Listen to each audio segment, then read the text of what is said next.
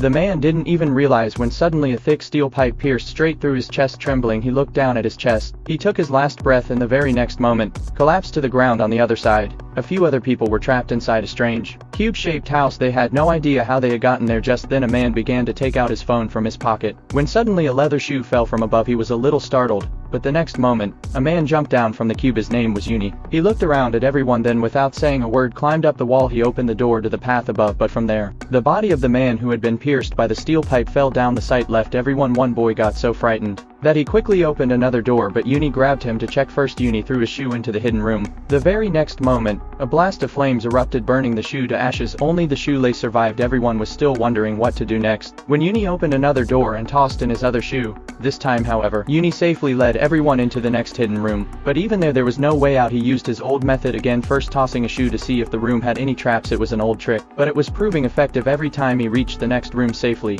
But then disaster struck. This time the danger came from above. Uni shouted for everyone to run, but all the doors and the walls were locked. Large, rotating blades were getting closer and closer. Just then they found a passage in the floor. Everyone crawled into the next room, but a boy named Haji was so terrified that he couldn't move. Luckily Uni dragged him to safety. Now the shoe tossing method was no longer useful. That's when Haji noticed that each path had numbers written on it. Perhaps these were the secret room codes. He also realized that if a room's number was even, it was safe to test his theory. He quickly entered an even-numbered room. Sure enough, there was no danger there. After that, everyone used this method to cross 5 rooms and escape 6 deadly traps. But then another problem arose. They reached a room where all the exits had odd numbers. An old man shouted angrily, but by accident a voice-activated switch was triggered. Because of this, Haiji was nearly sliced to pieces. Uni quickly understood that this room's trap was sound-based, meaning as long as they stayed quiet the trap would not activate. Haiji removed his shoes first and then entered the room. In this way everyone made it out safely. But just as they moved on, a boy named Ding stopped at a door. Because of this, one of his shoes fell. The sound immediately triggered the trap. Uni swiftly pulled the old man to safety, but his legs still got cut. The old man blamed Ding, and the two